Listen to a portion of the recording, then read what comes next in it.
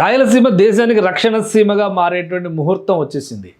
దీనికి సంబంధించి air craft integration, maintenance, దానికి సంబంధించినటువంటి డిఆర్డిఓ ప్లాంట్కి భూమి పూజ కార్యక్రమం పూర్తయింది.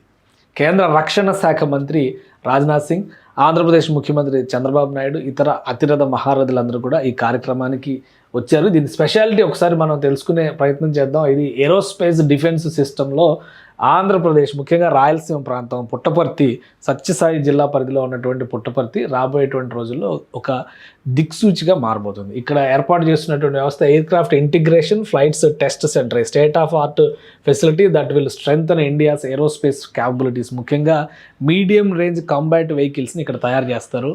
3 ఏళ్ల ప్రణాళికలో చూస్తే కనుక దాదాపు 100కు పైగా యుద్ధ విమానాల తయారీ దిశగా ఆంధ్రప్రదేశ్ అంటే కేంద్ర ప్రభుత్వం అడుగులు వేస్తుంది. డిఆర్డిఓ, మినిస్ట్రీ ఆఫ్ డిఫెన్స్కి సంబంధించినటువంటి విభాగం ఇది.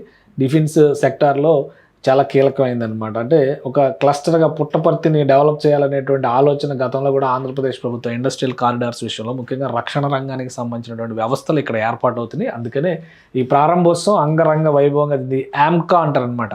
అంటే ఎయిర్ క్రాఫ్ట్కి సంబంధించినటువంటి ఇది అడ్వాన్స్డ్ మీడియం కంబాట్ వెహికల్ కాబట్టి దాన్ని తయారు చేసేటువంటిది ఇటువంటి వెహికల్స్. రాబోయే రోజుల్లో ఇలాంటి వెహికల్స్, ఇలాంటి డెమాన్స్ట్రేషన్స్ రాయలసీమలో మనం చూడబోతున్నాం. ఇది ఓన్లీ ఆమ్కాతోనే ఆగిపోయేది కాదు. ప్రస్తుత ఈ ప్రాజెక్టు ఎస్టిమేటెడ్ బడ్జెట్ 15,000 కోట్లు, దాదాపు 1,00,000 కోట్లు ఇన్వెస్ట్ చేసేటువంటి అవకాశం ఉంది రాబోయే రోజుల్లో ఫేజ్డ్ మేనర్లో. సో అందుకని చెప్పనే దీనికి టాప్ ప్రయారిటీ ఉందని చెప్పని తేల్చి చెప్పారు ముఖ్యమంత్రి చంద్రబాబు నాయుడు. కేంద్ర రక్షణ మంత్రి భూమి పూజ కార్యక్రమాన్ని నిర్వహించారు. ఇతర అతిరథ మహారథులందరూ కూడా, మంత్రి నారా లోకేష్ గారు, అలానే పివి మాధవ్ గారు, వీళ్ళందరూ కూడా అటెండ్ అయ్యారు. డిఆర్డిఓకి సంబంధించినటువంటి ప్రముఖులు, సైంటిస్టులు అనేక మంది ఈ కార్యక్రమానికి అటెండ్ అయ్యారు. సో ఇది పుట్టపర్తిని కేంద్రంగా చేసుకుని కళ్యాణి సంస్థ ఏర్పాటు చేసినటువంటి వ్యవస్థ. ఇక్కడ మరికొన్ని అడ్వాన్స్డ్ డిఫెన్స్ సిస్టమ్స్ని డెవలప్ చేసేటువంటి పరిశ్రమలు కూడా రాబోతున్నాయి.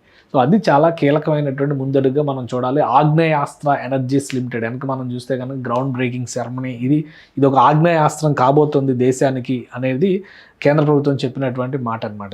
వీటికి సంబంధించినటువంటి ప్రోటోటైప్ మోడల్స్ అన్నిటిపైన టెస్టింగ్స్, అన్ని ఎక్స్పెరిమెంట్స్ అయిపోయినాయి. సో ఇంటిగ్రేటెడ్ వెహికల్స్ని తయారు చేసి ఆ ఫస్ట్ వెహికల్ కూడా 2028లో ఆపరేట్ చేయాలి ఇక్కడ అని చెప్పని చూస్తున్నారు. అన్ని టెస్టులు కంప్లీట్ అయిన తర్వాత 2030 లేదా 31లో భారత సైన్యంలోకి ఈ యుద్ధ విమానాలని ప్రవేశపెడతారు. అంటే ఇప్పటి వరకు యుద్ధ విమానాలను ఎక్కువ శాతం దిగుమతి చేసుకున్నటువంటి మన దేశం ఈ మధ్యకాలంలో ప్రొడక్షన్ యాక్టివిటీని మొదలుపెట్టింది. ఇప్పుడు అది యుద్ధ ప్రాతిపదికన పెద్ద ఎత్తున చేస్తున్నటువంటి ప్రక్రియగా మారబోతుంది.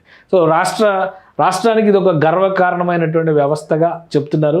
అలానే ఈ ప్రాజెక్టు తీసుకొచ్చేటువంటి ఫెసిలిటేషన్ కానీ, ఇక్కడ రాబోయేటువంటి డెవలప్మెంట్ కానీ, ముఖ్యమంత్రి స్వాగతం పలికినటువంటి దృశ్యాలన్నమాట. రాబోయేటువంటి డెవలప్మెంట్ కానీ ఇవన్నీ కలిపి చూస్తే ఒక డిఫెన్స్ హబ్గా రాయలసీమ ప్రాంతం, ముఖ్యంగా పుట్టపర్తి ప్రాంతం డెవలప్ చెందేటువంటి అవకాశం ఉంటుంది.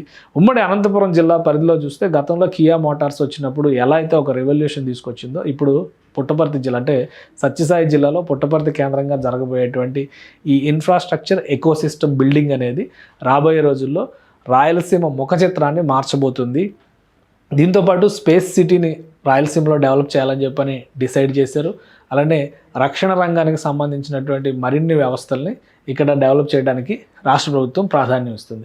సో ఒక కేంద్ర మంత్రిగానే కాకుండా రక్షణ అవసరాలను దృష్టిలో పెట్టుకొని చూసినప్పుడు అనేక రకాల ప్రయోగాలు, అనేక రకాల అడ్వాన్స్డ్ సిస్టమ్స్ని అమలు చేయాలంటే కనుక ఉత్తరాది ప్రాంతాల కంటే సేఫెస్ట్ ప్లేసెస్ దక్షిణాది రాష్ట్రాలని చెప్పని కేంద్ర ప్రభుత్వం డిసైడ్ అయింది. అందుకనే వివిధ ప్రాంతాల్లో డిఫెన్స్ క్లస్టర్లను ఏర్పాటు చేయడం ద్వారా వాటి ఉత్పత్తిని కూడా పెద్ద ఎత్తున ప్రోత్సహించాలని చెప్పి కేంద్ర ప్రభుత్వం నిర్ణయించింది. సో ఆ సందర్భంగా ఇక్కడ గ్రౌండ్ బ్రేకింగ్ సెరమనీ సందర్భంగా ఏర్పాటు చేసినటువంటి ఎక్స్పోలో వివిధ సంస్థలు తమకు సంబంధించినటువంటి యుద్ధ విమానాలు, వాటి నమూనాలన్నింటినీ కూడా ప్రదర్శించాయి.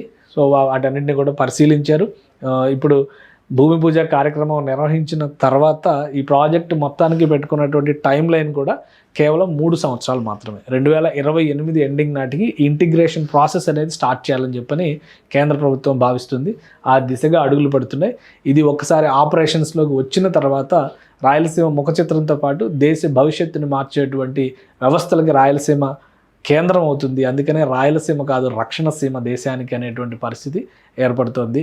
సో ఈ పరిశ్రమ ద్వారా 15,000 కోట్ల పెట్టుబడులు, ఉద్యోగాలకు సంబంధించి ఒక 1000 ఉద్యోగాలు రావచ్చు. కానీ దీని అనుబంధ పరిశ్రమలు మరింత పెద్ద ఎత్తున విస్తరించేటువంటి అవకాశాలు ఉంటాయి. వన్స్ ఒక ఎకో సిస్టమ్ క్రియేట్ చేస్తే రాయలసీమను మ్యానుఫ్యాక్చరింగ్ హబ్గా చేస్తామని చెప్పి రాష్ట్ర ప్రభుత్వం పదే చెప్తుంది. సో ఇలాంటి వ్యవస్థలు వచ్చినప్పుడు ఖచ్చితంగా ఆ దిశగా అభివృద్ధి చెందడానికి మార్గాలు ఏర్పడతాయని చెప్పి రాష్ట్ర ప్రభుత్వం ధీమాగా ఉంది.